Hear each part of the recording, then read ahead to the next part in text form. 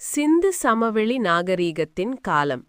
பதில் கிமு 3250 மற்றும் 2750.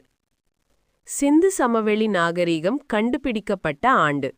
பதில் 1922. மொகஞ்சதாரோ அமைந்துள்ள இடம். பதில் பாகிஸ்தான். ஹரப்பா அமைந்துள்ள இடம். பதில் பாகிஸ்தானில் உள்ள மேற்கு பஞ்சாபில். இறந்தவர்களின் நகரம் என அழைக்கப்படும் இடம். பதில் மொஹஞ்சதாரோ. ஹரப்பா நாகரீகத்தை முதன்முதலில் கண்டுபிடித்த அகவல் ஆராய்ச்சியாளர். பதில் அலெக்சாண்டர் கன்னிங்காம். சிந்து சமவெளி மக்கள் இந்த உலோகத்தின் பயனை அறிந்திருக்கவில்லை. பதில் இரும்பு.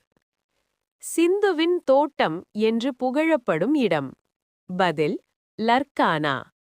சிந்து சமவெளி நாகரிகத்தை கொண்ட லோத்தல் எந்த மாநிலத்தில் உள்ளது?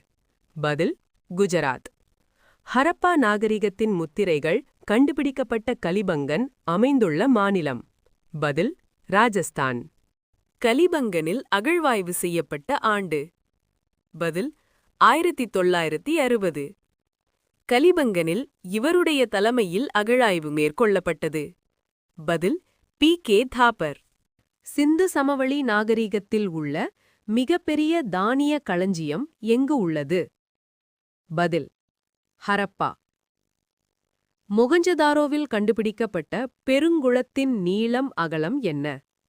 பதில் 11.88 × 7.01 மீட்டர். சிந்து சமவெளி நாகரீகத்தின் மிக சிறப்பாக கருதப்படும் பெருங்குளம் இவ்விடம் கண்டுபிடிக்கப்பட்டது. பதில் மொஹஞ்சதாரோ. சிந்து சமவெளி மக்களின் எழுத்துக்கள் எந்த வகையை சார்ந்தது? பதில் சிந்து. இந்திய வரலாற்றில் வேத காலம் என்பது? பதில் கிமு 1500 முதல் 500 வரை.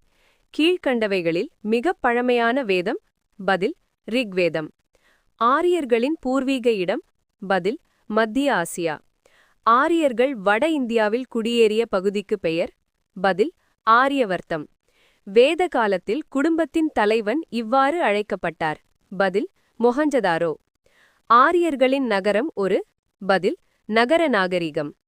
வழிபாட்டுக்காக இயற்றப்பட்ட வேதம். பதில் ரிக்வேதம். இசை நயத்துடன் பாடப்படும் வேதம். பதில் சாமவேதம். கேள்விகள் செய்வதற்காக விதிமுறைகளைப் பற்றி விளக்கும் வேதம். பதில் யசுர்வேதம். மந்திரம் மற்றும் மருந்து ஆகியவற்றை கையாளும் முறை கூறப்பட்டுள்ள வேதம். பதில் அதர்வண வேதம். ரிக் வேதத்தில் உள்ள பாடல்களின் எண்ணிக்கை. பதில் 1028.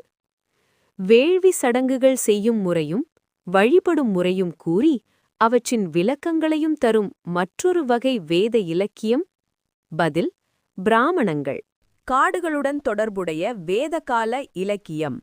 பதில் ஆரணியங்கள். ஆரியர்களின் புனித நூல் என அழைக்கப்படும் நூல்.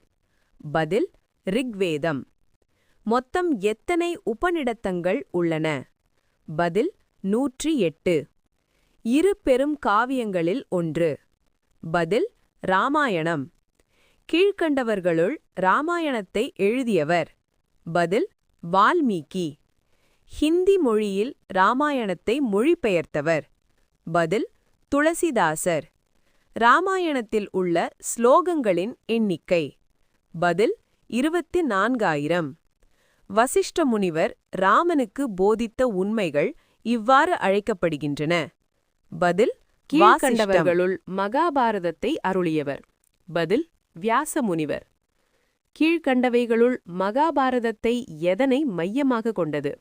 பதில் குருசேத்திரம். தீயது நல்லது வெல்லும் என்ற கருத்தை அடிப்படையாக கொண்ட காவியம். பதில் மகாபாரதம். பாண்டவர்களுக்கும் கௌரவர்களுக்கும் இடையே நடந்த பாரத போர் பற்றி கூறும் காவியம். பதில் மகாபாரதம். மகாபாரதத்தில் உள்ள ஸ்லோகங்களின் எண்ணிக்கை. பதில் 1,00,000. மகாபாரதத்தில் மிகவும் சிறந்ததாக கருதப்படுவது. பதில் பகவத்கீதை. வேதகாலத்தில் மன்னருக்கு உதவியாக இருந்த படைத்தலைவர் இவ்வாறு அழைக்கப்பட்டார். பதில் சேனானி. வேதகாலத்தில் மன்னருக்கு ஆலோசனை கூற இருந்த முதியோர் சபை இவ்வாறு அழைக்கப்பட்டது. பதில் சபா. வேதகாலத்தில் மன்னருக்கு ஆலோசனை கூற அமைக்கப்பட்ட மக்கள் சபை இவ்வாறு அழைக்கப்பட்டது. பதில் சமீதி. போதை தரும் சோபபானம், சுறாபானம் போன்றவைகளை பருகுவது இவர்களின் பொழுதுபோக்கு. பதில் ஆரியர்கள். வேதகால மன்னன் தன் அசுவம் சென்ற நாடுகளை தன் வசப்படுத்திக் கொண்டான். இங்கு அசுவம் என்ற சொல் குறிப்பது. பதில் குதிரை. சிந்து சமவெளி மக்கள் கீழ்க்கண்ட ஒரு மிருகத்தின் பயனை அறிந்திருக்கவில்லை. பதில் குதிரை.